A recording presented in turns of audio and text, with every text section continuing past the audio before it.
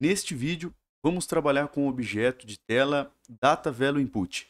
É esse sexto objeto aqui da nossa hierarquia. E para a gente iniciar o desenvolvimento, já vamos colocar esse objeto aqui na tela. Vou expandir nossa área de trabalho. Como que é o funcionamento desse objeto, desse recurso de tela? Ele é muito semelhante a um tag display, com a grande diferença que ele é utilizado no contexto de escrita. Então, enquanto o tag display é utilizado apenas para visualização de valores, o DataValueInput ele permite tanto a visualização e também ele permite a escrita em um valor.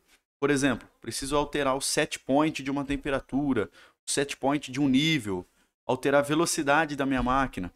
Então, essa interação com o usuário vai fazer no sistema, lá naquela variável, pode ser utilizada por esse objeto, que é o DataValueInput. Então, a gente vai ver aqui como configurar e como utilizar esse objeto.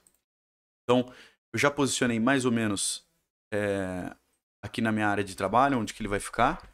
Então, eu vou utilizar o DataValueInput no contexto de modificar a velocidade de operação da minha unidade de bombeio. É o nosso estudo de caso.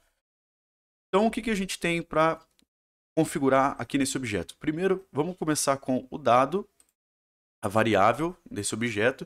Então, eu já tenho uma variável cadastrada aqui no telemetria, que é a CPM, ciclos por minuto, da minha unidade de bombeio.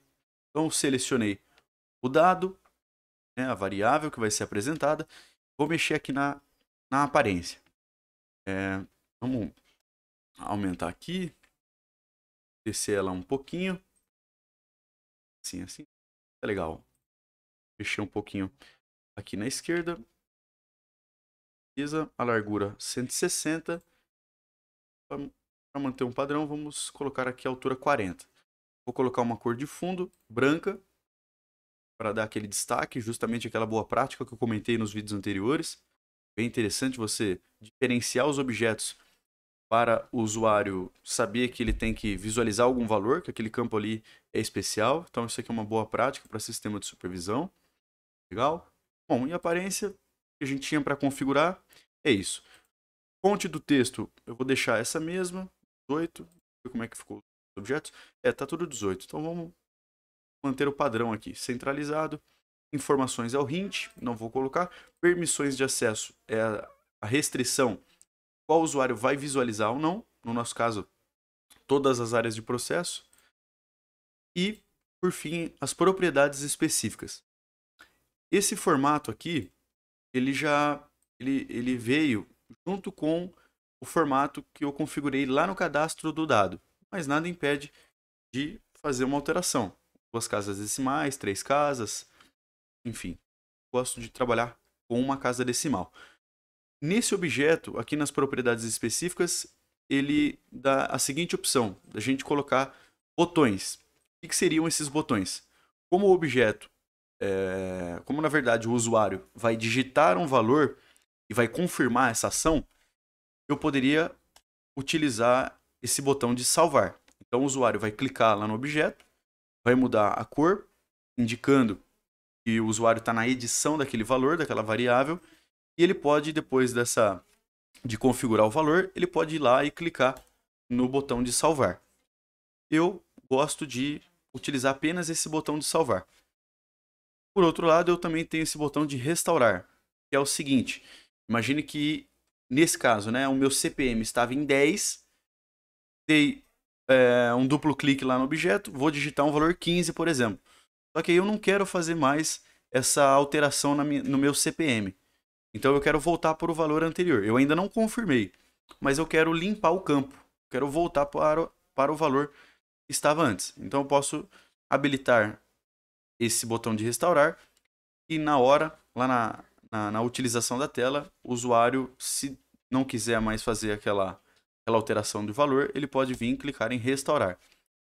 E o campo ele vai limpar e vai voltar com o valor anterior. Eu gosto de trabalhar só com esse botão de salvar, eu acho que fica bem legal. E, por fim, nós temos aqui o status do comando, que é o seguinte. Como esse objeto ele é utilizado no contexto da escrita de um valor lá no CLP, de uma variável lá no CLP, é interessante eu informar para o usuário, para o operador do meu sistema, que aquele comando está sendo executado, está sendo processado. Então é justamente o status do comando que vai dar esse feedback para o operador. Então eu gosto de colocar essa opção de em cima à esquerda. Então, na prática, o que é isso? Então vamos lá, um exemplo. Meu CPM está em 10. Dei um duplo clique no objeto, digitei o valor 15, salvei. Ou seja, confirmei. Nesse momento, o portal de telemetria vai escrever um valor lá na variável do meu CLP. Então, durante esse processo, até que o portal de telemetria tenha um feedback de que deu certo aquela escrita, ele vai ficar processando esse ícone de status do comando. Ok? Então é bem interessante para fornecer um feedback para o operador do sistema saber que aquilo lá está em operação. E por fim, nós temos essa configuração dos limites, que é basicamente o seguinte: limite mínimo e limite máximo. Então eu posso configurar, por exemplo, um valor constante e funciona da seguinte forma: se o usuário digitar um valor menor do que o limite mínimo, o objeto ele não vai deixar executar aquele comando.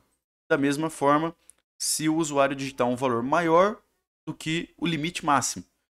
Ou seja, esse recurso dos limites é para consistir um range válido para aquela minha variável. Então, por exemplo, nesse meu caso da CPM, essa variável ela vai de 5 a 15. Então, o valor que essa variável assume vai de 5 a 15 ciclos por minuto. Essa consistência eu já faço dentro do programa do CLP. Mas, se por um acaso eu não tivesse essa lógica que faz esse tratamento dentro do CLP, eu poderia utilizar o próprio objeto do portal de telemetria para consistir esse valor. Então, eu não vou deixar o usuário informar um valor menor do que 5 e nem maior do que 15. Legal? Então, é bem interessante também. Eu posso utilizar um valor constante ou obter esse valor de um dado, de uma variável. Ok? Então, essas são as configurações do objeto DataValueInput.